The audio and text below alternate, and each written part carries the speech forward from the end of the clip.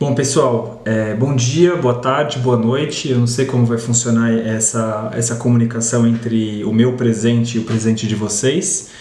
O meu nome é Vitor, e eu e o Lorenzo vamos apresentar aí o curso Tópicos de História Social da Arte. Eu queria apresentar um pouquinho o curso para vocês nesse primeiro momento, né? Mas antes de fazer isso, eu só queria dividir com vocês que eu considero bem estranha essa situação.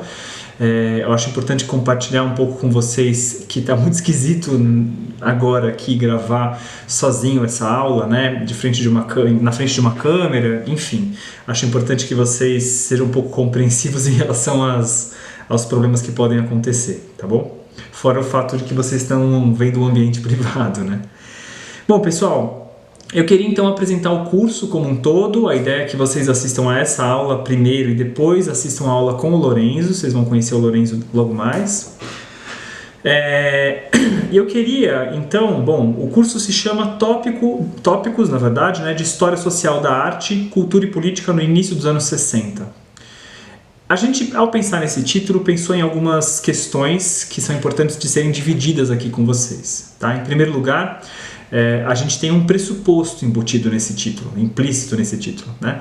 O pressuposto de que a gente trabalha com uma ideia de história social da arte, né? Ou seja, né, é importante que vocês saibam, ao assistir às aulas, que na nossa perspectiva, a nossa perspectiva de trabalho é uma perspectiva que entende que a arte não é uma expressão mecânica da sociedade, ela não reflete a sociedade de uma maneira mecânica, e tampouco a arte é uma esfera autônoma em relação à sociedade, né? É uma esfera que tem suas próprias regras e funciona absolutamente de acordo com elas. Então, a gente propõe aqui uma análise da história da arte e da história do pensamento sobre a arte, né, no caso da crítica de arte, vinculado a esses dois momentos, né, a obra e a sociedade, tá?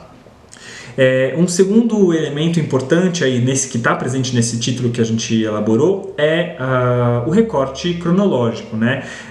A gente convida então vocês a estudarem, a refletirem um pouco sobre o início dos anos 60, o início dos anos 1960, sobretudo entre a inauguração da cidade de Brasília, que acontece em 1960, no finalzinho do governo de Juscelino Kubitschek, e o golpe de 1964, tá?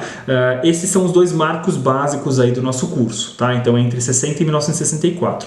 Isso não significa, pessoal, que a gente vá se manter rigorosamente dentro desse recorte, tá? Pelo menos hoje, a gente vai fazer algumas incursões para o período anterior aos anos 60, né, para os anos 50, e vai falar um pouquinho também dos anos que se seguiram ao golpe de 64, no caso do Paulo Emílio Salles Gomes.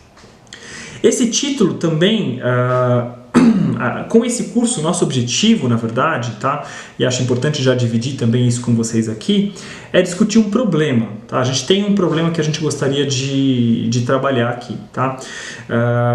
A gente, quando pensa nesse período, né, o começo dos anos 60, esse período ele é carregado, ele vem acompanhado de um imaginário muito forte que ressalta, isso vale não só para o começo dos anos 60, mas para os anos 60 como um todo, o caráter de rebeldia, de efervescência e de resistência. Tá?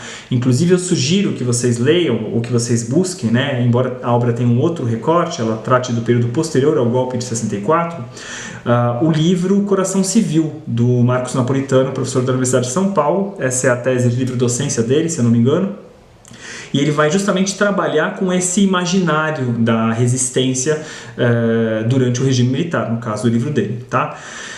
Embora essa imagem ela tenha um sentido e a sua importância, ela tem uma trajetória fundamental na sua construção, ela por outro lado, muitas vezes ela acaba apagando a complexidade, a diversidade e os conflitos entre autores muito variados que atuaram nesse período, que tinham como um denominador comum, né, o desejo de intervir na realidade brasileira. Então eles tinham projetos globalizantes para o país, tá? Então assim, a nossa proposta é tentar apresentar para vocês, ou se a gente conseguir apresentar para vocês a ideia de que esse panorama dos anos 60 é um panorama um pouco mais complexo do que o nosso imaginário pensa, a gente já tem algum sucesso aí nesse nosso curso, tá? Em função disso, para montar o curso, pensando nessa problemática, a gente propõe, isso também está presente no título, o trabalho com tópicos. Tá?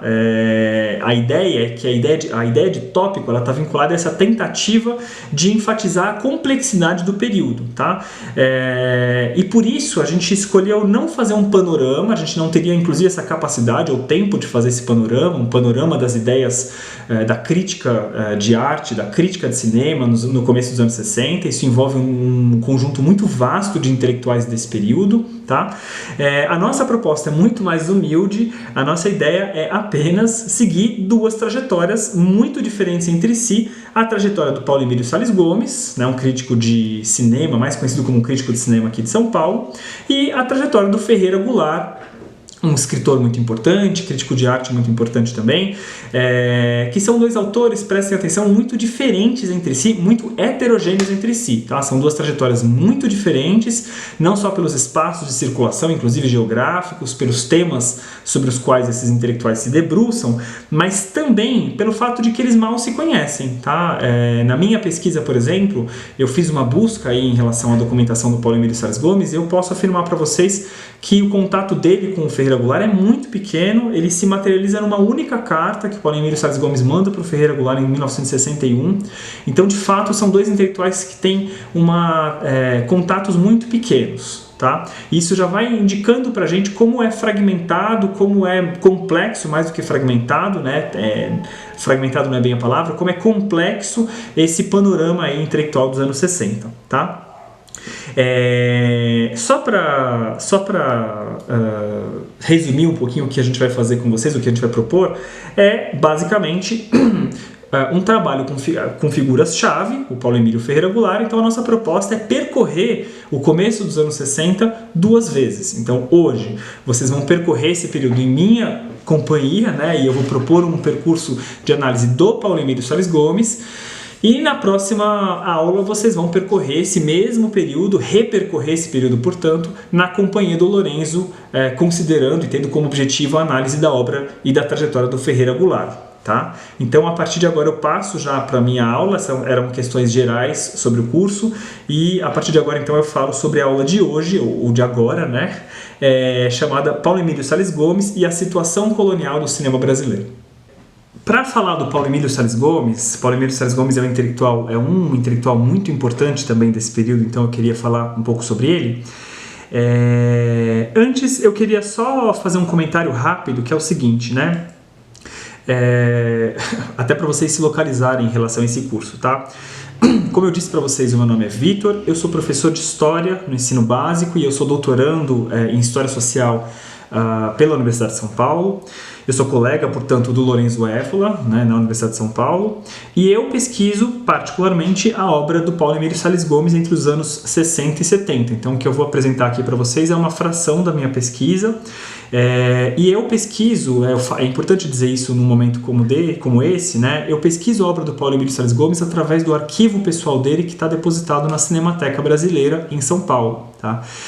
Acho importante fazer essa observação, né? Esse é um arquivo que nesse momento virtualmente deixou de existir por uma série de problemas de gestão e de descaso mesmo, né, das autoridades em relação a esse acervo. Tá? Então acho que vale aqui o registro dessa lamentável situação que a Cinemateca Brasileira passa agora, tá? Evidentemente que isso tem uma consequência muito grande para a minha pesquisa, né? Então atualmente eu sou um pesquisador sem arquivo, mas de qualquer maneira as consequências, a importância da Cinemateca Brasileira é muito maior do que a minha pesquisa, né? Enfim, é um órgão muito importante aqui desse país, tá? Bom, passando então ao Paulo Emílio, que é inclusive um dos criadores da Cinemateca Brasileira, vocês vão ver um pouquinho aí como ele se relaciona com a história da Cinemateca. Em geral, o Paulo Emílio Salles Gomes, ele é um crítico, existe uma imagem difundida em torno desse crítico. Eu queria um pouquinho começar a partir dessa imagem, tá?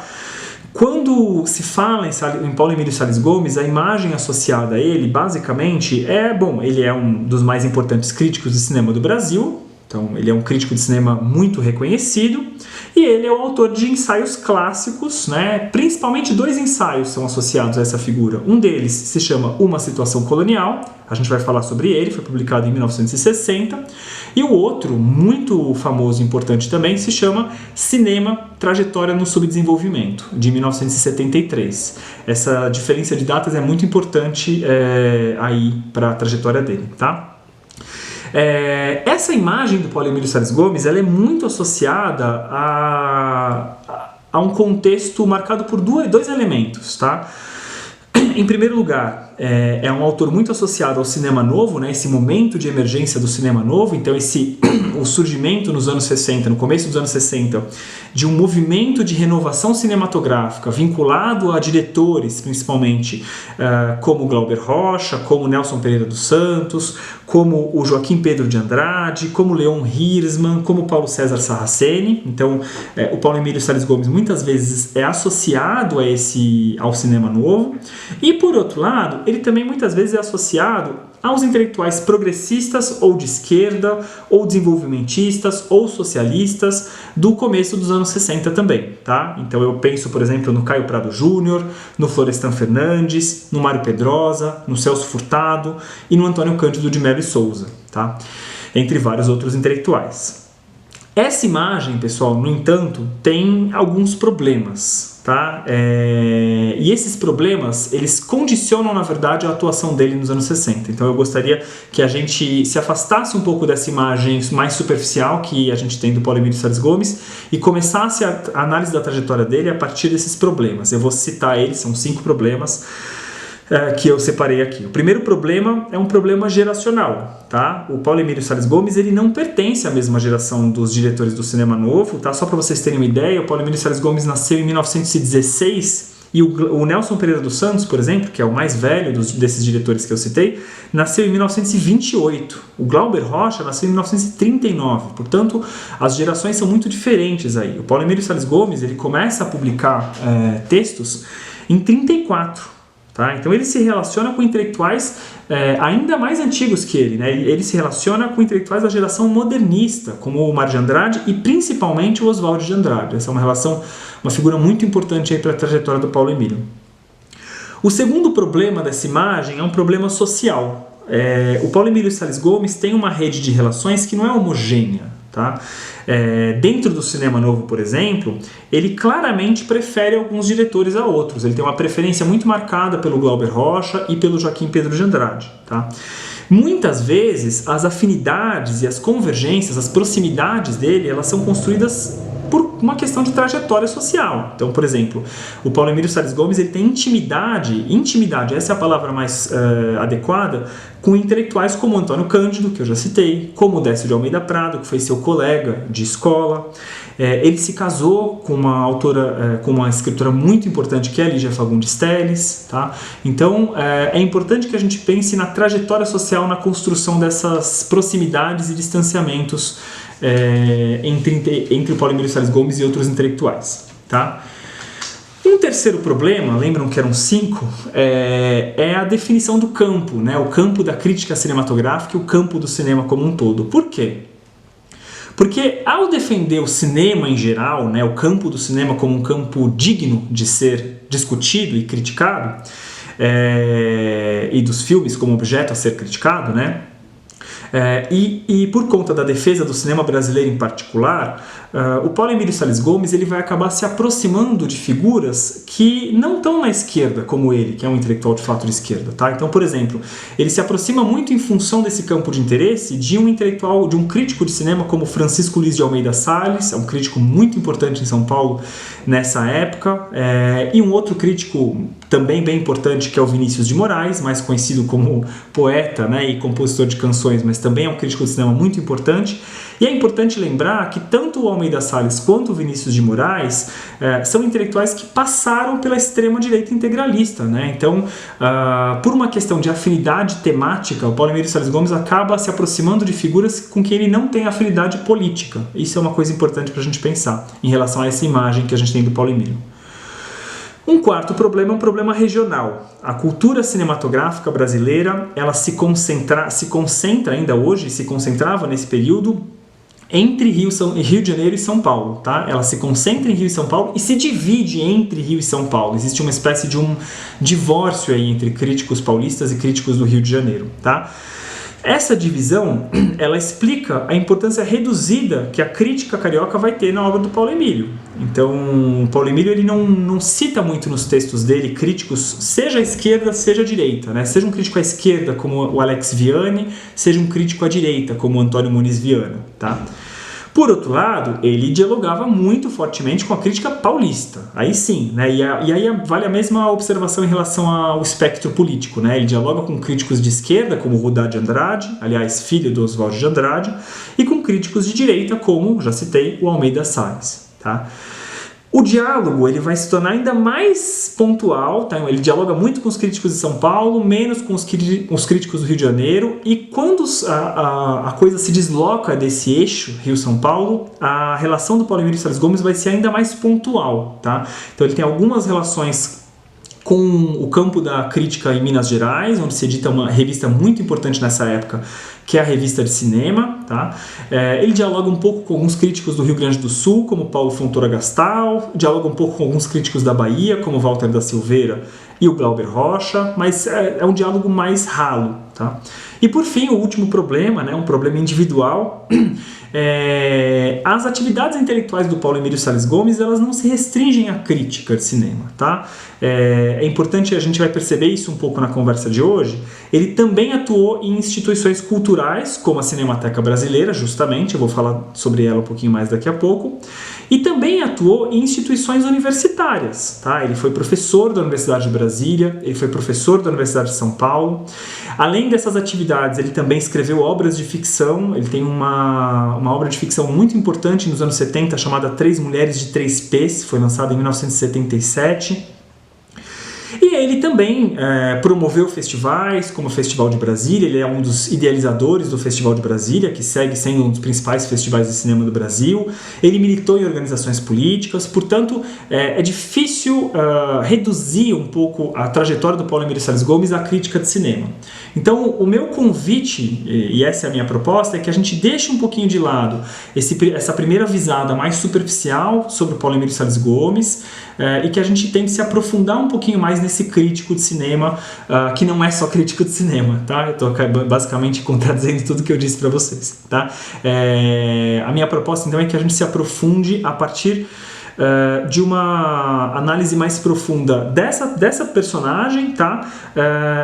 E da trajetória do Paulo Emílio Salles Gomes, desde os seus primeiros escritos até a publicação de Uma Situação Colonial, que é o texto que eu recomendo fortemente a leitura para vocês e que vai ser um pouquinho o eixo central aqui da aula de hoje, tá bom? Da aula agora.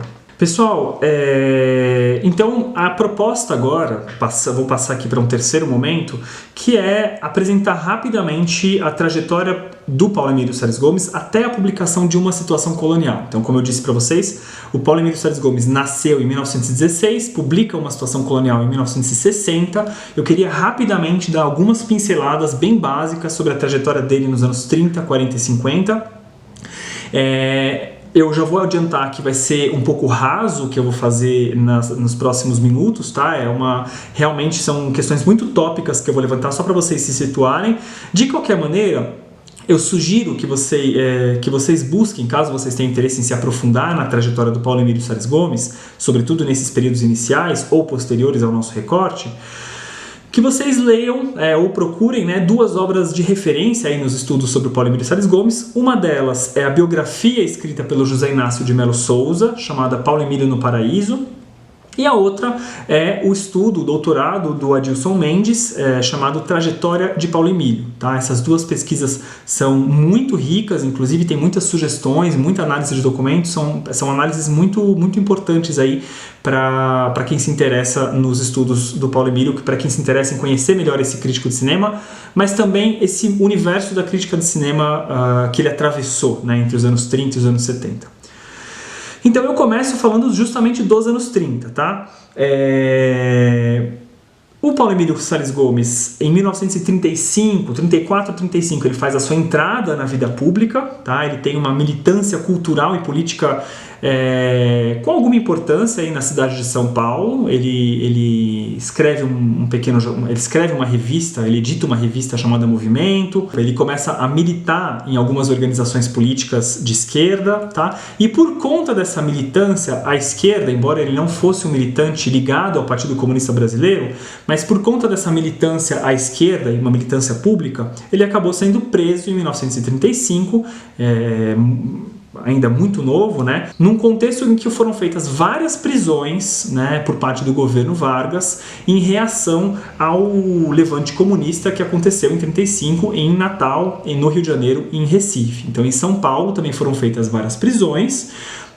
O Paulo Emílio Salles Gomes foi um desses presos, embora não fosse um militante do PCB e embora não tivesse o levante não tivesse acontecido em São Paulo.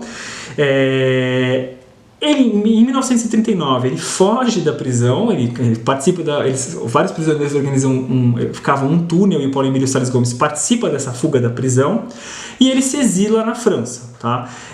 Então, entre 1939 e 1940, o Paulo Emílio Salles Gomes tem o seu primeiro exílio na França, né? O seu primeiro exílio europeu, e é nesse momento, esse período é muito importante porque é aí, nesse período de exílio, que ele vai, pela primeira vez, ter algum interesse mais sistemático pelo cinema. Até então, o cinema não era um objeto de interesse dele, ele escrevia sobre teatro, sobre literatura, mas o cinema não era um tema de atração para ele, tá?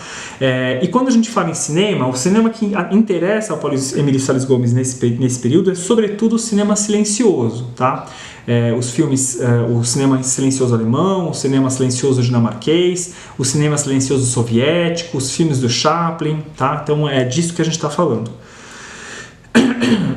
Nos anos 40, como eu já adiantei, ele volta a São Paulo em 1940 e ele participa de uma série de iniciativas culturais, tentando aí trazer um pouco para essas iniciativas o seu interesse pelo cinema. Então ele participa de uma revista que é importante na formação de um conjunto de intelectuais aqui de São Paulo, que é a revista Clima. Então ele participa em parceria com o Antônio Cândido de Melo Souza, com o Décio de Almeida Prado, entre outros intelectuais. Tá? Ele escreve para essa revista críticas de cinema e ele foi muito importante na renovação da crítica de cinema nos anos 40. Então, os textos do Paulo Emílio Salles Gomes na revista Clima e os textos do Vinícius de Moraes, também nesse período, se não me engano no Diário da Manhã, são muito importantes para uma espécie de uma profissionalização da crítica de cinema. Tá?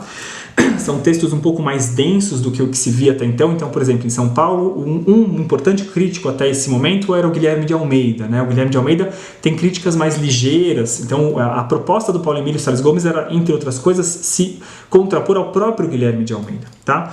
Bom, além da revista Clima, ele também participa de uma outra iniciativa importante na época, que é a criação do Clube de Cinema de São Paulo. O primeiro, porque são dois, Clube de Cinema de São Paulo. É uma espécie de um cineclube. Haviam debates, projeção de filmes, foi um espaço importante de sociabilidade cinéfila aqui em São Paulo, tá? E vocês percebam que eu falo aqui por um vício, né? Eu já denuncio um pouco a minha origem geográfica. A partir de alguns filmes que aparecem, que chegam, que são lançados em São Paulo nesse momento, ele vai se aproximar do cinema sonoro, então sobretudo a partir do impacto que Cidadão Kane provoca nele. Então Cidadão Kane é um filme fundamental, muito importante para a história do cinema, muito importante para muitos críticos de cinema, né? O filme de 1940 do Orson Welles. Então ele passa aqui em São Paulo, Paulo Emílio Salles Gomes assiste a esse filme e começa, portanto, a deixar de lado a sua posição exclusivista, né, de defesa exclusiva do cinema silencioso, e passa a ter uma abordagem mais ampla do cinema. Ele volta à França em 1945, né, quando acaba o Estado Novo, Paulo Emílio Salles Gomes vai embora para a França e ele permanece na França até 1954. Tá? Esse período entre 45 e 54 é um período muito importante na trajetória do Paulo Emílio. Tá? É nesse período que ele, digamos assim, conclui a sua formação como crítico de cinema, como cinéfilo, como intelectual interessado no campo cinematográfico, tá?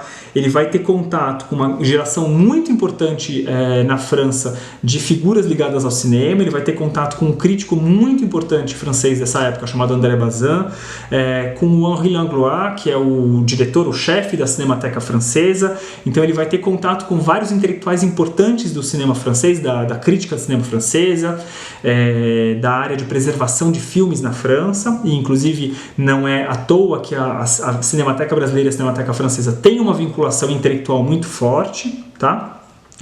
Na Europa, ele é representante, né, ele é o representante estrangeiro do Estado de São Paulo, do jornal Estado de São Paulo, e da Filmoteca do MAN, tá? E justamente usando essa credencial de correspondente estrangeiro, ele vai circular por alguns festivais de cinema importantes que acontecem, que surgem na Europa entre os anos 40 e 50, no pós-guerra, como o Festival de Cannes e o Festival de Veneza, tá? Eu não sei se vocês são dessas pessoas que falam Cannes, mas eu vou falar Cannes, tá bom? Importante, tá? Percebam vocês que ele já atua como representante na Europa da Filmoteca do MAN, tá? Por que isso, gente? Houve então, depois que ele foi embora, foi criado um segundo clube de cinema de São Paulo. Esse clube de cinema, a partir de um contato ali, de uma articulação com o Museu de Arte Moderna de São Paulo, criou a Filmoteca do MAN, que daria origem mais tarde à Cinemateca Brasileira, tá bom?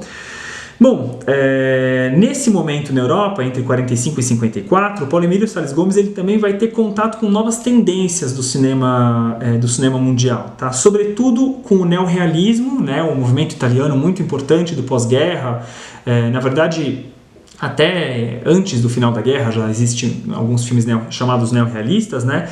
Ele também entra em contato com o cinema japonês, que começa a aparecer na Europa com esses festivais, os filmes do Kurosawa, do Kenji Mizoguchi, do Yasushiro Ozu.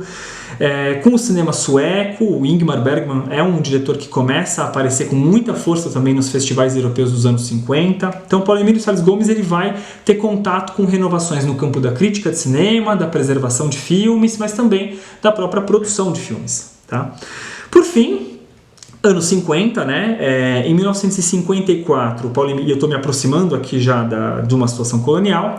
Em 1954, Paulo Emílio Salles Gomes conclui um livro, uma biografia chamada Jean Vigo. É uma biografia de um dos mais importantes diretores de cinema da França, na época muito pouco reconhecido na própria França. Esse livro, concluído em 54, vai ser publicado em francês em 57. Notem um pouco essa informação. Paulo Emílio Salles Gomes é uma figura que tem uma formação muito afrancesada. E esse livro é muito importante porque ele vai consolidar uma espécie de uma metodologia de análise, tá? A partir desse livro, o Paulo Emílio Salles Gomes ele vai olhar para os filmes, ele vai analisar os filmes a partir de 3 elementos estruturantes, tá? A linguagem, o estilo e a expressão social. Então ele vai buscar nas suas análises sempre a articulação desses elementos, tá? Analisar a linguagem cinematográfica, o estilo específico de cada diretor e a expressão social dos filmes, tá? Bom, eu, aliás, recomendo, né, se vocês também se interessarem por esse assunto, uma tese de doutorado defendida por um pesquisador chamado Rafael Zanato. A tese se chama Paulo Emílio e a Cultura Cinematográfica. Ela foi defendida há alguns anos atrás na Universidade Estadual Paulista, a Unesp, em que ele vai desenvolver justamente essa análise da metodologia do Paulo Emílio Salles Gomes. Bom, pessoal, também em 1954, né, além de terminar a redação do Jean Vigo, que, como eu disse para vocês, é um marco intelectual na trajetória dele, ele volta ao Brasil, ele volta a São Paulo, né, e ele volta com um objetivo específico. Ele volta com o objetivo de organizar o primeiro Festival Internacional de Cinema de São Paulo. É um festival muito importante que acontece na cidade de São Paulo. Ele está ligado às comemorações do 4º centenário da cidade de São Paulo, que para quem é de São Paulo sabe que é muito marcante na cultura da cidade. O Parque de Ibirapuera, por exemplo, foi construído nessa ocasião. Dentre Dentro do Festival Internacional de Cinema de São Paulo existiam várias mostras. Entre essas mostras, uma teve um impacto muito grande sobre o Paulo Emílio Salles Gomes, que é a segunda retrospectiva História do Cinema Brasileiro. Tá? Essa retrospectiva teve um conjunto de filmes do Humberto Mauro exibidos. Humberto Mauro é um diretor brasileiro muito importante, e esse conjunto de filmes, sobretudo, causou um impacto muito grande sobre o Paulo Emílio Salles Gomes e começa, então, a aproximar ele cada vez mais do cinema brasileiro. Tá? A aproximação dele já era anterior, mas a partir dessa retrospectiva, essa aproximação vai se acelerar. Tá? Bom, passado o Festival Internacional de Cinema, o Paulo Emílio Salles Gomes começa a trabalhar na Cinemateca Brasileira. Aliás, ele começa a trabalhar como curador-chefe da Filmoteca do MAN, que logo se tornaria a Cinemateca Brasileira, se desmembraria do MAN e se tornaria a Cinemateca Brasileira. E ele começa também a colaborar com um jornal muito importante, ou melhor, com o suplemento de um jornal muito importante, o suplemento literário do jornal O Estado de São Paulo. E por que esse suplemento é importante, pessoal?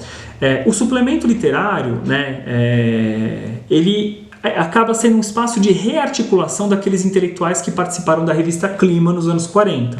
Então, participam do suplemento literário o Paulo Emílio Salles Gomes, o Antônio Cândido de Melo Souza, o diretor do suplemento literário é o Décio de Almeida Prado. Então, é uma espécie de uma reedição do Grupo Clima com estendido. Tá? Tem vários outros intelectuais que se articulam a esse projeto.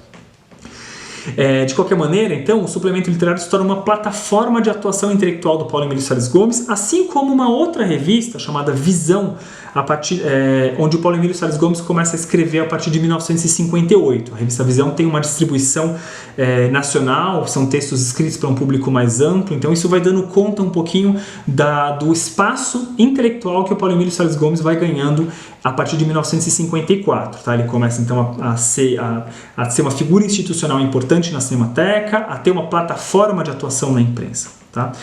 No final da década, não à toa, no final da década de 50, o Paulo Emílio Salles Gomes começa a participar de alguns projetos de nacionalização da Cinemateca. Tá? Então, com esse objetivo, é realizado o primeiro Encontro Nacional de Cineclubes, que acontece em São Paulo, em 59, e um ano depois, a primeira Convenção Nacional da Crítica Cinematográfica, que acontece também em São Paulo, em 1960. Então, gostaria de chamar a atenção para o fato de que existe uma tentativa de nacionalizar essa atuação, deixar ela, fazer com que ela tivesse efeitos para além do estado de São Paulo e da cidade de São Paulo.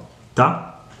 O texto-chave para entender esse processo, esse processo vai culminar no texto que é Uma Situação Colonial. Tá? Só um comentário, uma situação colonial, interrogação, tá? O título é esse. Uma situação colonial? É uma pergunta. Bom, então eu queria passar um pouquinho esse texto, vamos falar um pouquinho sobre uma situação colonial. Uma situação colonial é uma tese que foi apresentada, que foi lida pelo Paulo Emílio Salles Gomes nessa Convenção Nacional da Crítica Cinematográfica, tá? O texto foi publicado alguns dias depois no suplemento literário, então percebam vocês como estão articulados esses espaços institucionais, né? O suplemento literário, a convenção promovida pela Cinemateca. Esse texto ele causa um grande impacto na ocasião e ele ainda é utilizado como grande marco de leitura da obra do Paulo Emílio Salles Gomes, como eu citei para vocês no começo da minha fala. Tá? Não à toa, se vocês pegarem, por exemplo, a principal coletânea de textos do Paulo Emílio que circula hoje em dia, o nome dela é justamente Uma Situação Colonial. Tá? Ela tem vários textos, mas o texto que deu título à coletânea é esse. Tá? É uma coletânea que foi organizada pelo Carlos Augusto Calil e publicada pela Companhia das Letras em 2016. Tá? Então, para quem quer pegar ali os textos mais conhecidos do Paulo Emílio Salles Gomes, é um bom caminho, embora não muito sistemático. Tá? Eu queria destacar com vocês quais são as providências que o intelectual Paulo Emílio toma nessa tese. Então, eu vou levantar com vocês alguns pontos que são centrais na compreensão dessa tese, que é tão importante para compreender a atuação do Paulo Emílio Salles Gomes em 1960. Como eu disse para vocês, né, Uma Situação Colonial é um texto-chave nessa época, tá? É um texto, digamos, fundador de uma maneira de atuar da parte do Paulo Emílio Salles Gomes, por isso eu recomendo muito a leitura desse texto. E o Paulo Emílio Salles Gomes ele toma algumas providências nesse texto. Tá? A primeira providência que ele toma é a nacionalização. Eu diria que a nacionalização é um elemento importante aí, tá? Como eu citei para vocês, né, entre o Jean Vigo, entre a escrita do Jean Vigo, que termina em 54, e a publicação de Uma Situação Colonial em 60, tem uma espécie de uma tomada de distância em relação a uma formação muito afrancesada que Paulo Emílio Salles Gomes tinha, tá? É óbvio que vão ficar marcas dessa formação durante toda a sua trajetória intelectual, mas existe essa tentativa explícita de se aproximar dos problemas brasileiros, tá? E de uma metodologia específica para esses problemas. Claro, como eu já disse para vocês, isso tem a ver com o impacto da retrospectiva de 54, dos filmes do Humberto Mauro causaram sobre ele, mas também a gente pode acompanhar essa aproximação antes ainda de Uma Situação Colonial num conjunto de textos que o Paulo Emílio vai publicando sobre a história do cinema brasileiro no suplemento literário. Então, entre 56 e 57, o Paulo Emílio Salles Gomes escreve um conjunto grande de textos, um conjunto de textos sobre a história do cinema brasileiro, tá? Importante pensar que nos anos 50 a gente conhecia, o Brasil conhecia pouco do seu cinema, tá? As obras historiográficas sobre o cinema brasileiro eram muito menos numerosas, tá? A primeira história do cinema brasileiro mais ou menos moderna, digamos assim, é a introdução ao cinema brasileiro do Alex Vianney, de 59. Mas vamos voltar aqui. Uma segunda providência que esse intelectual toma aqui é a integração analítica, tá? Então ele integra dois vetores de análise. Por um lado, o vetor econômico, por outro lado, o vetor cultural, tá? Ou seja, por um lado, ele vai retomar análises que já eram muito comuns nessa época, sobre a desconexão entre a produção e o consumo, né? A ideia de que o Brasil produz filmes, mas esses filmes não chegam ao público, né? Existe um diálogo, alguma coisa faz com que esse diálogo com o público não funcione. Aliás, essa é uma discussão contemporânea nossa, né? Nesse caso nossa, minha e de vocês que algum dia vão me ver, né? O que acontece, pessoal?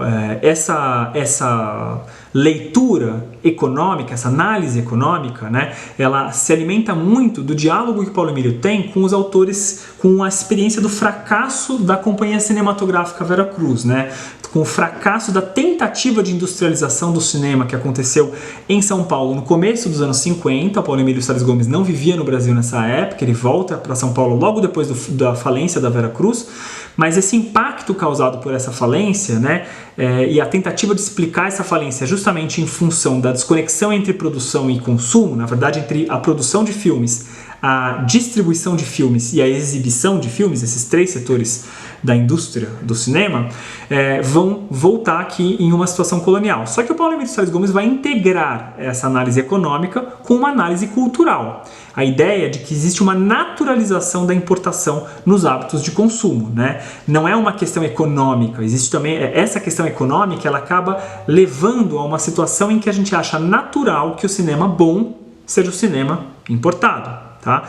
E o Paulo Emílio, inclusive, vai aplicar essa leitura a todos os ramos da cultura cinematográfica. Então ele não vai só falar, ele não vai problematizar apenas a produção de filmes, mas também a distribuição de filmes, a exibição, a crítica, os cineclubes, as cinematecas. Ele vai identificar que esse problema ele afeta todo esse conjunto de atividades do campo cinematográfico.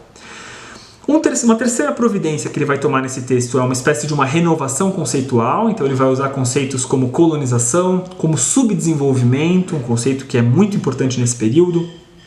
E ele vai usar esses conceitos para descrever a situação brasileira como um todo, tá? Então ele está falando da situação do Brasil, ele não fala do cinema de São Paulo, do Rio de Janeiro, não, ele fala de Brasil, tá? E ele, portanto, ele utiliza essa semântica comum no campo progressista da época, né? Então, com muitas diferenças, a gente encontra conceitos como subdesenvolvimento nos intelectuais ligados ao ISEB, né, o Instituto Superior de Estudos Brasileiros, ou pelo próprio Celso Furtado, né? É importante que o Celso Furtado publique em 61 um livro bem importante que é o Desenvolvimento e Subdesenvolvimento. Enfim, são conceitos que vão aparecer aí em vários intelectuais desse período. Um problema aqui que a gente pode levantar nessa posição do Paulo Emílio Salles Gomes é que ele tem essa leitura dele tem um caráter nacionalista unificador, né? Ele tem uma tentativa de analisar o cinema brasileiro como um todo, apagando um pouco as diferenças, tá?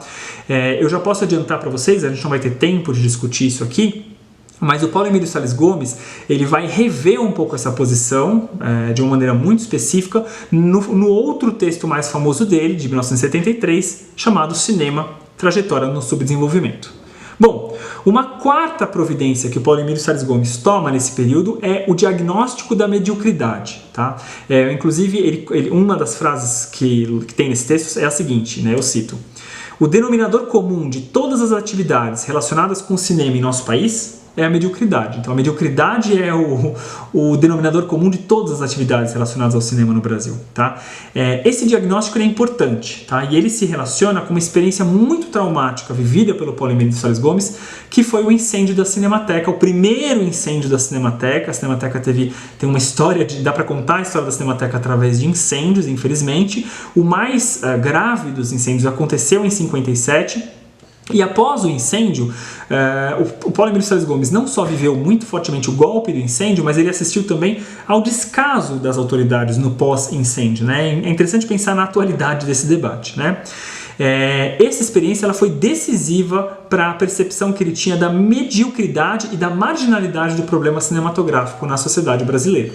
Tá? Bom, uma outra providência é a proposta de conscientização, né? O movimento de conscientização.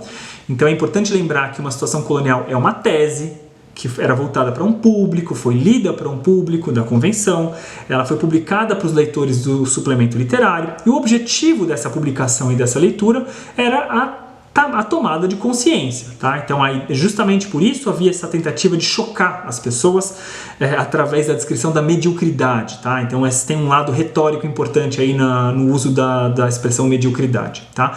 A ideia é que esse choque é um passo necessário, e essa conscientização é um passo necessário para a superação dessa situação colonial. Então, vejam que a palavra situação, ela supõe a possibilidade de superação. É uma situação, é um momento, mas é possível superar.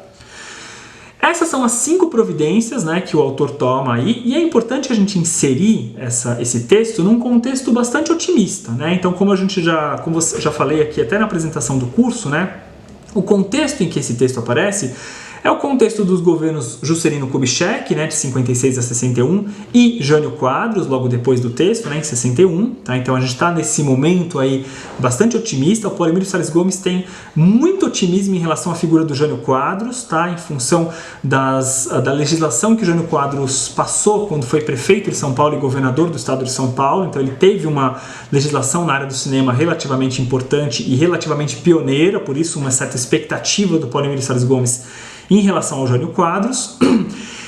Nesse período, o que também torna esse contexto mais otimista, de fato, nesses dois governos, Juscelino e Jânio Quadros, foram criados os primeiros mecanismos de planejamento da área cinematográfica. Então, durante o governo Juscelino, foi criado o GEIC, o Grupo de Estudos da Indústria Cinematográfica.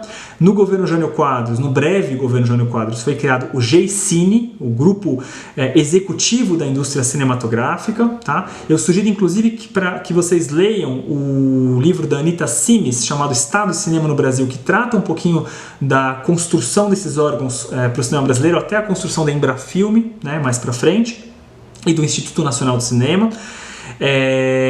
Mas, de novo, né, o que isso indica? É que a perspectiva de modernização do campo cinematográfico ela está associada à atuação estatal. Então, o horizonte do Paulo Emílio Salles Gomes e de vários outros, não digo todos, mas de muitos outros críticos e diretores de cinema dessa época, é a atuação estatal, é o cinema amparado pela atuação estatal no modelo de atuação do Estado que já havia dado certo, segundo muitos autores nessa época, em relação à indústria automobilística. Então é importante lembrar que neste mesmo momento, né, durante o governo JK, foi criado o GEA, né, o Grupo Executivo da Indústria Automobilística, que foi importante aí para a implantação de uma indústria automobilística aqui no Brasil. Tá? Então vejam que o modelo automobilístico ele é desejado também para o cinema, pelo menos da parte do Paulo Emílio Salles Gomes. Tá? Uma questão que eu queria colocar para vocês, isso é uma descrição breve do texto, mas o texto ele define uma maneira de abordar o cinema brasileiro moderno, tá? Né? Num momento em que o cinema novo dava os primeiros sinais de aparecimento. Tá? Inclusive, eu só queria diferenciar aqui, então, né, o cinema brasileiro moderno, eu vou indicar para vocês, né, como existe todo um debate sobre o que é o cinema brasileiro moderno, mas o que eu chamo de cinema brasileiro moderno são os filmes que surgem a partir de Rio 40 Graus, a partir de 1955, tá? O cinema brasileiro moderno não se confunde com o cinema novo. O cinema novo é um conjunto um pouco menor de diretores, tá?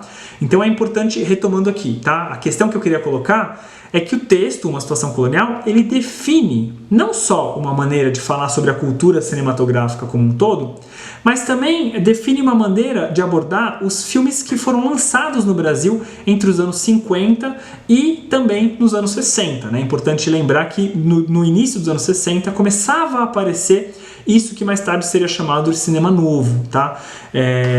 Então, o que eu vou falar um pouquinho com vocês a partir de agora é justamente sobre a relação do Paulo Emílio Salles Gomes com o cinema brasileiro moderno, tá? Só antes de continuar, essa expressão cinema brasileiro moderno, eu me apropriei de um livro, né? Um livro pequenininho do Ismael Xavier, um livro bem importante, né? O tamanho não diz nada nesse caso, chamado Cinema Brasileiro Moderno, mas eu já deixo claro aqui que a periodização que o Ismael Xavier usa nesse livro é diferente da que eu vou usar aqui, tá? Então ele trabalha sobretudo a partir dos filmes que são os grandes filmes do cinema novo, né, de 63, 64, enquanto ele trabalha então com esse recorte inicial 63, 64, eu vou recuar um pouquinho aqui no tempo e o que a gente então vai chamar de cinema brasileiro moderno aqui nesse curso, sem entrar em grandes discussões, tá, gente? Isso tem muita discussão que pode ser feita, mas não é o caso agora. É o cinema que começa a aparecer, é o novo protocolo de produção cinematográfica que é inaugurado em 1955 com o lançamento de Rio 40 Graus, filme dirigido pelo Nelson Pereira dos Santos, tá? Então, a partir de agora, a gente vai falar sobre como o Paulo Emílio Salles Gomes se relaciona com o cinema brasileiro moderno, tá? Pensando um pouquinho nas questões que ele coloca em Uma Situação Colonial, tá? Bom, antes de começar, eu queria já indicar uma coisa importantíssima, tá? Embora a nossa expectativa, né, seja de uma convergência, né, o Paulo Emílio como grande crítico de cinema que aparece num momento de muita importância para o cinema brasileiro por conta do cinema novo, eu já adianto para vocês que a relação do Paulo Emílio Salles Gomes com o cinema brasileiro moderno e, na verdade, especificamente com o cinema novo, ela possui algumas tensões, tá? Não é uma relação tranquila, tá? Existe, enfim, uma relação muito tensa do Paulo Emílio Salles Gomes com o próprio Glauber Rocha. Existem pontos de tensão, tá? Claro que são figuras que se frequentam, que dialogam muito fortemente, mas existem alguns pontos de tensão e eu recomendo aqui como leitura para vocês, caso vocês queiram se aprofundar nessas tensões, a tese de doutorado do Pedro Plaza Pinto. Ele é professor hoje em dia na Federal do Paraná, né, justamente, e ele tem uma tese muito importante que explora as tensões do Paulo Emílio Salles Gomes com dois grandes nomes do cinema novo, né, o Glauber Rocha e o Davi Neves, tá? A tese se chama Paulo Emílio e a Emergência do Cinema Novo. Bom, pessoal, para falar um pouco dessa relação do Paulo Emílio Salles Gomes com o cinema brasileiro moderno, eu vou recuar um pouquinho no tempo e eu queria comentar um pouquinho um texto de 1958 que Paulo Emílio publica no suplemento literário, chamado Rascunhos e Exercícios. E atenção a esse nome, tá? Ele está falando de filmes aí e ele está já usando como título do texto Rascunhos e Exercícios. Bom, o que acontece nesse texto? Eu recomendo um pouco a leitura desse texto, ele é bem interessante. Nesse texto, o Paulo Emílio vai reconhecer que existem alguns polos de renovação no cinema brasileiro, né? E sobretudo de aproximação com o que é feito na Europa, tá? E ele tem ali a cabeça dele pensando justamente naquelas ondas de renovação que ele assistiu enquanto ele estava na Europa. Então ele vai mencionar o neorrealismo italiano, ele vai tomar os filmes do Ingmar Bergman como modelo, tá? É importante a gente pensar que nesse momento, em 58, algumas correntes cinematográficas, como a Nouvelle Vague, por exemplo, na França, elas ainda não tinham se definido, não tinham se cristalizado, tá? Os primeiros filmes da assim chamada Nouvelle Vague são de 58, 59, tá? O Acossado é de 60, então tem ainda o tempo para chegar no Brasil. Então, o que a gente está falando de renovação na cabeça do Paulo Emílio nesse momento é o neorrealismo italiano, é o cinema do Bergman, tá? Como dois polos. E, aliás, inclusive, ele vai usar esses dois polos, neorrealismo de um lado e Bergman de outro, para definir dois polos de renovação. O primeiro deles, ele identifica com justamente o filme que eu já citei, né, Rio 40 Graus, um filme do Nelson Pereira dos Santos de 55, e o filme que o Nelson fez na sequência, chamado Rio Zona Norte, de 57, tá? Esse conjunto de filmes, o Paulo Emílio vai identificar com o chamado polo neorrealista. E embora, segundo Paulo Emílio, esses filmes tentem se aproximar do protocolo estético neorrealista, o Paulo Emílio vai indicar ou vai enfatizar que essa tentativa ela é fracassada, segundo Paulo Emílio Sales Gomes. Por quê? Porque esses filmes eles acabam deixando de lado o trabalho de estilização da realidade. Então existe uma crença, segundo Paulo Emílio, do Nelson Pereira dos Santos, na possibilidade de fazer um registro não estilizado da realidade. Tá? O Paulo Emílio Sales Gomes vai indicar que isso não é possível, é necessária a estilização mesmo num cinema chamado realista. Tá? Ele vai se basear muito para fazer esses comentários nos textos do André Bazin sobre o cinema italiano, tá? Sobretudo, enfim, sobre o neorrealismo italiano, tá bom? Bom, se por um lado, né, essa modernização neorrealista não tem sucesso nos filmes do Nelson Pereira dos Santos, por outro lado, o outro polo, composto sobretudo por um filme chamado Estranho Encontro, é o primeiro filme mais conhecido do Walter Hugo Cury, que é um diretor paulista, né? É um filme de 57. Seria o polo, segundo Paulo Emílio Sales Gomes e outros autores de crítica de cinema nesse momento, um polo bergmaniano, né? É um filme associado aos filmes do Bergman, tá? Em outros textos, o Paulo Emílio também vai associar esse polo bergmaniano a um outro diretor paulista, que é o Rubem Biafora, que lançou em 59 um filme chamado Ravina. Bom, essa tentativa de modernização a Bergman, segundo Paulo Emílio Sales Gomes, também fracassou, tá? Nesse caso, essa tentativa de modernização ela fracassou porque esses filmes teriam, digamos assim, o pecado oposto aos do primeiro polo, tá? Eles seriam tão estilizados que eles teriam perdido a sua relação com a realidade. Tá?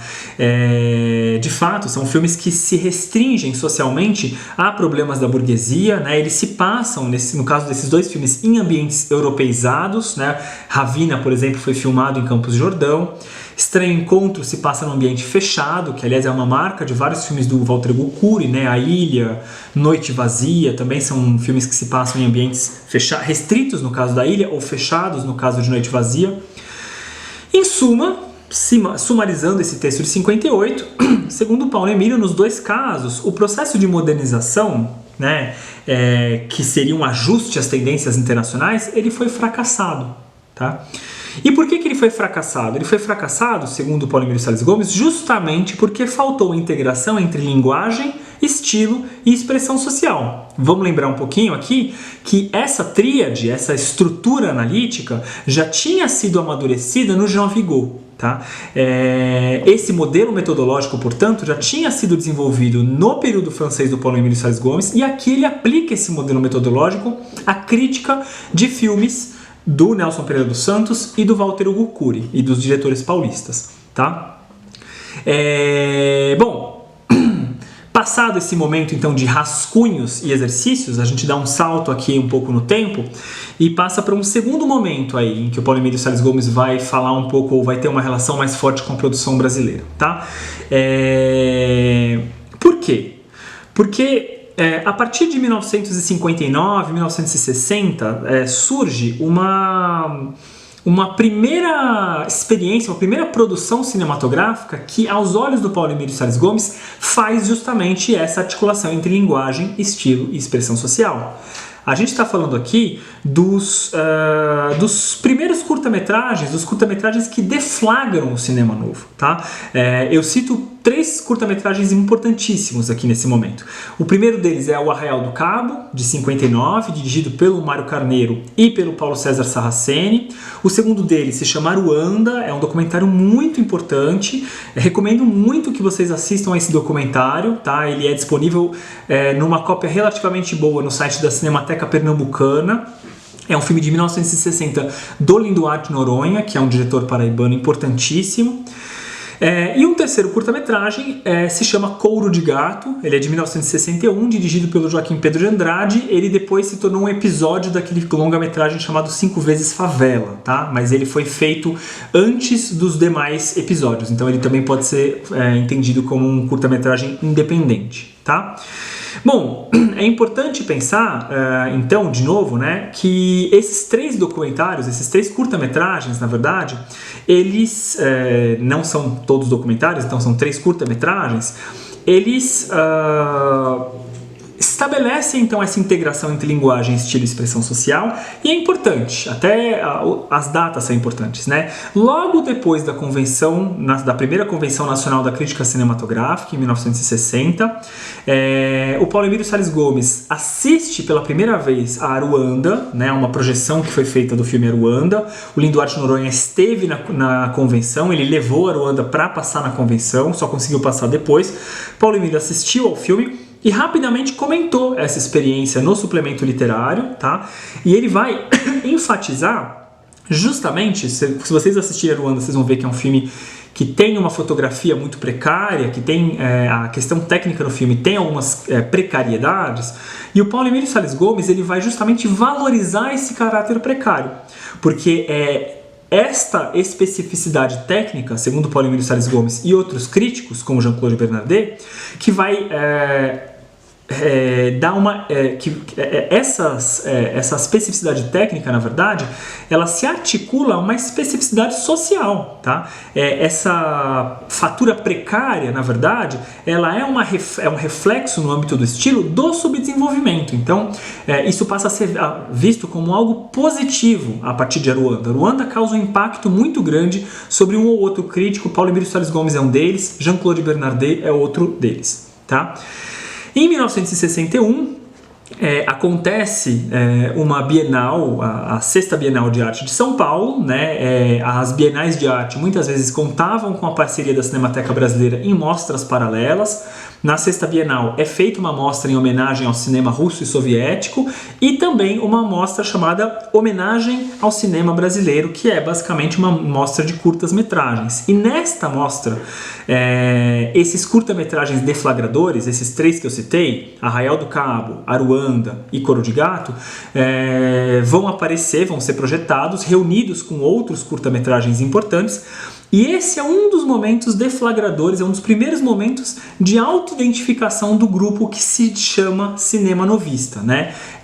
Se vocês pegarem textos, por exemplo, do Glauber Rocha, ele vai falar muito sobre a importância desse momento. Até recentemente, por exemplo, uma outra figura que é o Eduardo Scorel, que tem uma relação com o cinema novo, menciona a importância da mostra de 61, tá? Nessa trajetória da relação do Paulo Emílio Salles Gomes com o cinema, o ano de 1962 ele é um ano-chave, tá? Ele é um ano-chave por três motivos, né? O primeiro deles é um movimento, um deslocamento que a gente começa a observar do Paulo Emílio Salles Gomes em relação à Bahia. O Paulo Emílio Salles Gomes ele vai para a Bahia em algumas ocasiões em 62. Isso tem um motivo, tá? O cinema baiano ele começa a chamar a produção cinematográfica baiana começa a chamar muita atenção da crítica paulista e da crítica carioca desse período, em 62, tá? Nos 60, 61, 62, tá? Embora haja um grande surto de produção cinematográfica desde 58, com um filme chamado Redenção, do Roberto Pires, em 1960 é lançado um filme chamado Bahia de Todos os Santos. É um filme que tem um impacto muito grande na crítica paulista, inclusive sobre o Paulo Emílio Salles Gomes. Na sequência, aparecem outros filmes que causam impacto também, como, por exemplo, A Grande Feira, do Roberto Farias, do Roberto Pires, Barravento, do Glauber Rocha, tá? Há um conjunto de filmes produzidos na Bahia E esse conjunto fílmico, ele vai então atrair uma série de autores, atrair uma série de olhares. Então vários críticos de cinema vão para a Bahia, várias pessoas vão filmar na Bahia. O próprio Trigueirinho Neto, o diretor de Bahia de Todos os Santos, não é baiano, né? O Alex Vianney, crítico carioca muito importante, faz um filme em 63 chamado Sol sobre a Lama. Então vários filmes são rodados na Bahia nesse momento. E 62, então, Paulo Emílio Salles Gomes vai para a Bahia em vários momentos, inclusive é o momento em que ele faz a sua primeira aventura na produção de um roteiro, tá? Eu vou falar sobre isso mais para frente. 68 também é atravessado por dois acontecimentos muito importantes para o Paulo Emílio Salles Gomes em relação ao cinema, né? O primeiro deles é o impacto causado pela premiação dada ao filme O Pagador de Promessas, do Anselmo Duarte, tá? Esse filme também, aliás, filmado na Bahia por um diretor não baiano, né? É um filme que ganha a principal premiação, né? Uma das principais premiações no Festival de Cannes, que é um festival de fato que tem um prestígio muito grande junto à crítica brasileira, né? E que o próprio Paulo Emílio havia frequentado nos anos 40 e nos anos 50. Então, O Pagador de Promessas recebe o primeiro grande reconhecimento internacional dado ao cinema brasileiro para um filme de longa-metragem, embora outros prêmios tenham sido dados em outros contextos, tá? E por fim, 62 também é um ano em que o Paulo Emílio Salles Gomes recebe um impacto muito grande de um outro filme muito importante para o cinema novo, né? Que é Porto das Caixas. É o primeiro longa-metragem do Paulo César Sarraceni. Porto das Caixas é um filme que tem um impacto muito grande especificamente sobre o Paulo Emílio Salles Gomes. Ele produz alguns textos sobre Porto das Caixas, sobre a performance da Irma Álvares, que é a atriz principal, né? Então ele sente muito esse filme, tá? Então é um filme que tem um impacto muito grande sobre ele. E é estranho, porque 62 é um ano chave, mas logo nesse ano também já se coloca um problema. Que problema é esse? Em 1962 acontece ainda em Florianópolis um evento acontece em Florianópolis um evento. Esse evento ele é comentado pelo Paulo Emílio Salles Gomes no suplemento literário, num texto chamado Primavera em Florianópolis. E nesse texto dá para ver que o Paulo Emílio se recusa a dar uma definição, a aceitar uma definição clara do que é cinema novo. O que ele vai afirmar é que o cinema novo é muito mais uma atmosfera de renovação, é um espírito de renovação, tá? Portanto, né, ele se recusa a reconhecer o cinema novo como um movimento definido, que era um desejo por parte dos diretores do cinema novo. Além disso, né, um ano depois, na revista Visão, ele publica um texto que depois recebeu o título de Esplêndido Amadurecimento, em 63, em que ele vai comentar, é um texto em que ele vai fazer uma crítica relativamente contundente a um dos filmes mais importantes para o auto-reconhecimento do cinema novo, que é Vidas Secas. Portanto, percebam que existe um desajuste aí entre no diálogo do Paulo Emílio Salles Gomes com o cinema novo, tá? Bom, o que acontece, né? O Paulo Emílio Salles Gomes, ele se recusa a aceitar alguns pressupostos que os diretores do cinema novo reivindicavam.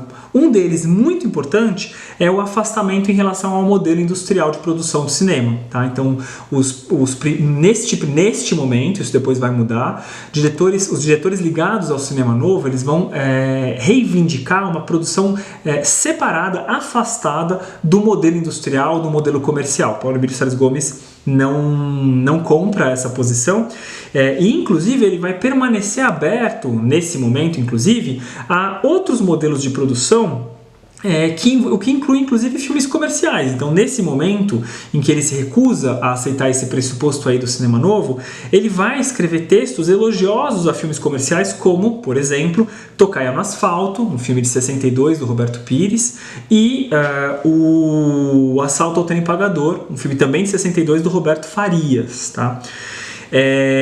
Esse é um problema, então, tem um desajuste aí em relação ao cinema novo. Um segundo problema e esse é muito mais difícil de explicar, o Paulo Emílio ele acaba se afastando da crítica cinematográfica no momento chave de afirmação do cinema novo, tá? Entre 63 e 65, o Paulo Emílio Salles Gomes cada vez menos escreve sobre cinema, sobre filmes. Tá? E, portanto, ele não escreve, ou melhor, ele não publica nenhuma linha, nenhum texto específico sobre filmes fundamentais para o cinema novo, para a afirmação do cinema novo, como, por exemplo, Os Fuzis, o filme do Rui Guerra de 63, Deus e o Diabo na Terra do Sol, o filme do Glauber de 64, Maioria Absoluta, um filme do Leon Hirschman de 64 também. O Paulo Emílio Salles Gomes não publica nada sobre esses filmes, né? Ele publica sobre Vidas Secas, que é um filme importante, e depois para, né? E aí a questão que eu queria colocar para vocês, para finalizar um pouco essa conversa de hoje, né, e acho que é uma questão que a gente pode pensar juntos, né, não sei como, desse modelo à distância, é o que significa esse afastamento, tá? E a resposta provisória que eu dou é: esse afastamento, na verdade, ele está ligado a outras experiências de outras estratégias de atuação. Então, o crítico de cinema, a partir de 63, sobretudo, ele vai experimentar outros modelos de atuação, e é sobre isso que eu vou falar a partir de agora. A minha proposta, portanto, a gente viu rapidamente, né, a importância, a trajetória do Paulo Emílio, a centralidade que tem para definir uma estratégia de atuação no texto como uma situação colonial, como que o Paulo Emílio se coloca em relação ao cinema, que surge a modernização do cinema brasileiro entre os anos 50 e os anos 60, e para finalizar essa nossa conversa, eu queria só apresentar algumas outras estratégias que o crítico, que não é só crítico, desenvolve para se relacionar com o cinema nesse período, tá? Eu vou listar um pouquinho, vai ser um pouquinho como um cara de lista o que eu vou fazer aqui, mas, bom, o que a gente percebe, né, para começar, é que o Paulo Emílio Salles Gomes, como eu já indiquei, ele vai abandonando, a partir de 63 principalmente, a sua participação na imprensa. Ele vai como que abandonando o espaço público, pelo menos o espaço público ligado à publicação de textos na imprensa, tá? Ele já não publica nada na revista Visão a partir de 1963. Ele começa a reduzir muito a sua publicação no suplemento literário a partir de 63, ele publica até 65, mas a partir de 63 ele perde a periodicidade, tá? De 56 até 62 é um reloginho, né? Mas a partir de 63 ele reduz muito a sua contribuição. Ele começa a escrever num jornal semanal chamado Brasil Urgente, né, em 63, mas isso é uma experiência que acaba em 63 mesmo, e é um tipo de texto, a gente vai ver mais pra frente, muito diferente dos textos que ele produzia até então, tá? Ele vai fazer uma experiência interessante nesse jornal. Ele só vai retomar a crítica em 1968 no jornal A Gazeta e depois em 73 no jornal da Tarde, tá? Mas nos dois casos essas tentativas vão ser rapidamente interrompidas, e isso tem a ver com o contexto de repressão por conta da ditadura militar, tá? O Paulo Emílio Salles Gomes, até em função da sua prisão em 1935, sempre foi uma figura relativamente visada, mas o fato é que ele não consegue, portanto, a partir de 63, se fixar na esfera pública como um crítico de cinema, até o falecimento dele em 1977, tá? Isso tem um motivo, tá? Ele, a partir de 63, ele se vê absorvido em outras tarefas, né? E isso dialoga, isso é muito importante, com o diagnóstico que ele traz em uma situação colonial. Então, em uma situação colonial, ele faz um diagnóstico e ele, de uma certa maneira, procura realizar esse diagnóstico não só na crítica de cinema, mas também em outras tarefas que ele começa a desempenhar e que a partir de 63 começam a tomar o tempo da crítica de cinema, né, gente? A gente escreve, demora tempo para escrever. Ele deixa de dispor desse tempo, esse é o fato, né? Isso fica muito evidente na documentação dele, tá? Tem muitos textos em que ele reclama da falta de tempo nesse momento. Isso é um dado individual, pessoal, particular, mas ele é significativo nesse contexto. Bom, pessoal, o que acontece? Ele vai buscar... por que ele vai, digamos assim, dialogar com o diagnóstico de uma situação colonial? Porque a partir dos anos 60, a atuação dele vai ser uma atuação no sentido de tentar articular nacionalmente o problema cinematográfico. Isso vai acontecer de diferentes formas.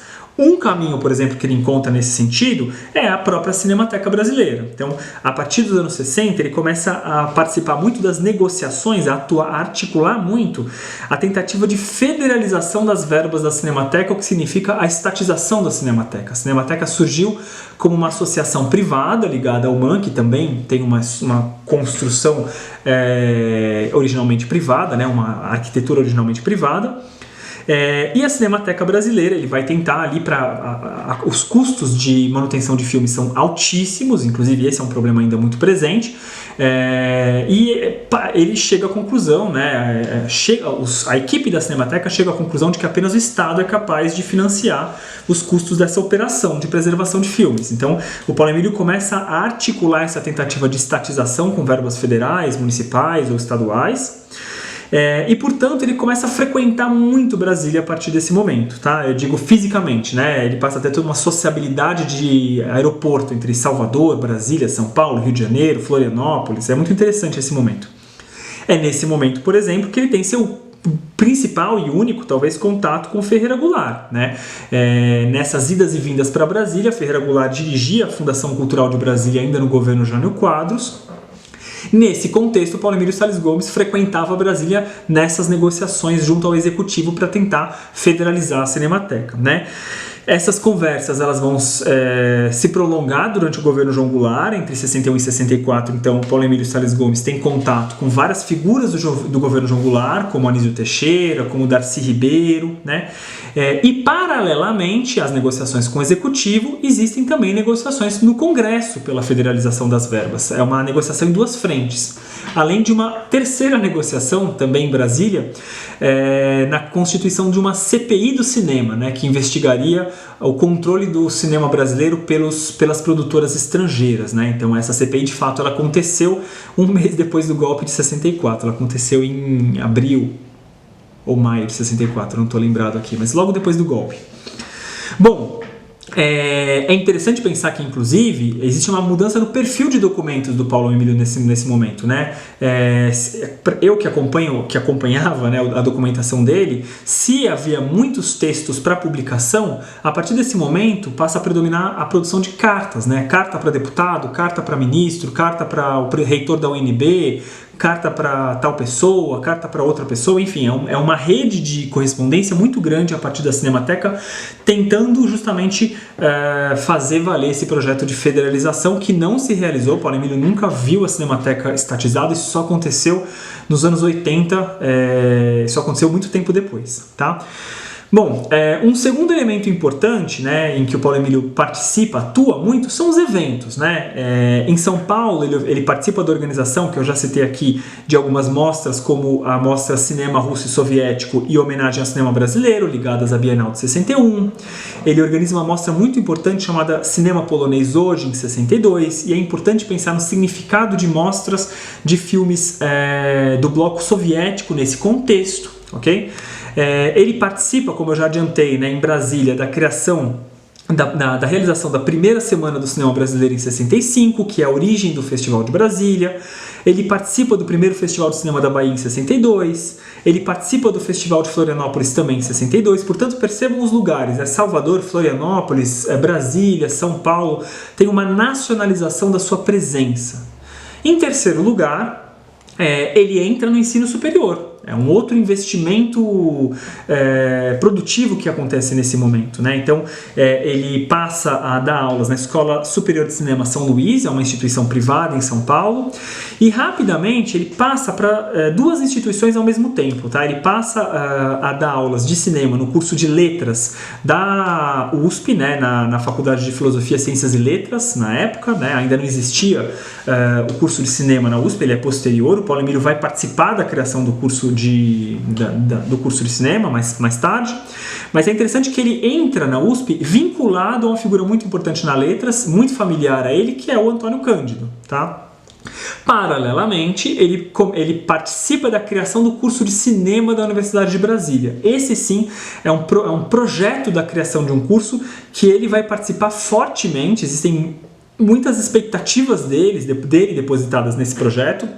É um dos primeiros cursos de cinema aqui do Brasil, talvez inclusive seja o primeiro numa universidade pública aqui no Brasil. E o fato é que ele vai participar com uma equipe que lhe é muito cara, né? Ele participa junto com a Lucila Ribeiro, junto com o Jean-Claude Bernardet, junto com o Nelson Pereira dos Santos. Então é um curso, existe ali expectativas muito grandes em relação a esse curso de cinema, tá? Aliás, se ele escrevia, muitas das reflexões, inclusive, que apareciam nos artigos dele, né, que ele publicava no suplemento, em Visão, em Brasil Urgente, elas vão começar a aparecer no âmbito universitário. Elas não vão ser mais... ele vai comentar agora os filmes, não mais em textos publicados no suplemento, mas, por exemplo, em aulas. Tá? Eu cito 2 exemplos aqui. Em 1961, ele participa de alguns debates com o título O Personagem de Ficção, organizados na Faculdade de Filosofia, Ciências e Letras da USP, em parceria com o Décio de Almeida Prado, com o Antônio Cândido e com o Anatol Rosenfeld. E ele tem lá uma reflexão sobre o personagem cinematográfico, mas vejam a diferença. Essa reflexão ela não é mais trazida num contexto na imprensa, né? Ela é trazida num contexto universitário, é uma outra maneira de inserção do intelectual. Um outro exemplo que eu trago para vocês, acho interessante, né? E acho que esse faz mais sentido até porque a gente já viu. O que acontece? O Paulo Emílio Salles Gomes, a partir da sua crítica a Vidas Secas, que eu comentei para vocês aqui em 63, em Brasil Urgente, né?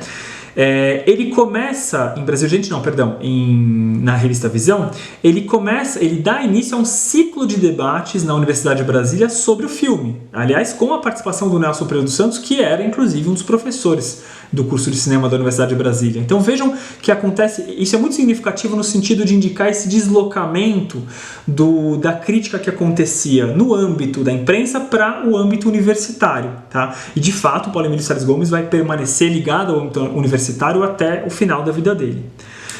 Bom, qual que é o problema disso? Tem um problema aqui, muito claro. Muitos desses projetos eles vão ser fracassados, tá? Eles vão ser sucessivamente derrotados, o que vai ser sentido de maneira muito aguda. O Paulo Emílio vai tomar consciência dessa sequência de derrotas quando ele participar da demissão coletiva de professores na Universidade de Brasília em 1965, em função da repressão política após o golpe de Estado, né? O ano de 65 ele é fundamental por essa tomada de consciência, e eu diria que o ano de 66, vejam como eu cumpri a minha promessa de não cumprir a minha promessa de respeitar a cronologia que a gente estabeleceu. O ano de 66 é um ano chave, tá? É no ano de 66 que o Paulo Emílio publica o seu primeiro texto historiográfico de mais fôlego, chama Panorama do Cinema Brasileiro. Ele fazia parte de um álbum chamado 70 anos de cinema brasileiro. E a partir então desse momento ele passa a ter uma preocupação muito grande com a escrita de uma história do cinema brasileiro. Então ele vai produzir uma série de textos a partir de 66 sobre a história do cinema brasileiro. E aí, para finalizar essa trajetória, pessoal, o que eu queria apresentar e dividir com vocês é uma hipótese de trabalho, né, que acho que está sustentada um pouco aí na minha pesquisa, né? E essa hipótese é uma hipótese que tenta recuperar um movimento mais discreto que o Paulo Emílio Salles Gomes faz nesse momento, mas que vai ter uma consequência muito grande mais para frente, né? Então, qual é a questão? Diante desses fracassos sucessivos, diante dos fracassos sucessivos, inclusive na sua tentativa de retorno à imprensa em 68, na sua participação na demissão coletiva da UNB, que vai ser um processo muito traumático, nos fracassos na tentativa de estatização da Cinemateca Brasileira durante a sua vida, né, e a experiência da penúria da Cinemateca Brasileira, a minha hipótese é a seguinte, que nesse momento, ou a partir desse momento, a partir de 62, 63, o Paulo Emílio começa a ter uma discreta deriva ficcional, ele começa a produzir textos que vão indo para a ficção ou usando procedimentos ficcionais, que começa antes do golpe ainda. Esse processo é um processo anterior ao golpe de 64. E os principais capítulos desse processo, e é com isso que eu encerro a minha apresentação, apresentando uma outra estratégia de atuação intelectual aí desse autor, né, nesse contexto complexo aí que a gente está discutindo. O primeiro capítulo, então, desse processo de deriva ficcional é a escrita do roteiro Dina do Cavalo Branco. É um roteiro não filmado, escrito em 62, durante essa experiência, essa vivência do Paulo Emílio Salles Gomes no contexto baiano. Seria interessantíssimo discutir esse roteiro aqui, porque ele tem uma série de problemas, contradições, é um documento muito interessante para ser analisado. Vinculado a essa escrita desse roteiro, acontece a atuação, uma grande experiência como ator que o Paulo Emílio Salles Gomes tem no filme Jimba, O Presidente dos Valentes, um filme de 63 do Flávio Rangel. Esses dois movimentos, portanto, estão associados, né? O segundo momento aí dessa deriva ficcional são os textos que ele publica no jornal Brasil Urgente, né? Como eu falei para vocês, eles têm um outro caráter em comparação com os textos do Suplemento e da revista Visão. Ali ele começa a adotar um tom de crônica, ele começa a falar para um público mais amplo, mas ele começa a fazer digressões, confissões. Ele assume uma postura muito menos cerrada, ele não assume a tarefa do crítico que precisa falar daquele filme, ele fala sobre um assunto aparentemente banal e a partir dele tira algum elemento interessante. Então é um outro jeito de escrever, né? É o início de uma ficcionalização dos textos, digamos, sérios, né? Entre aspas, sérios, né?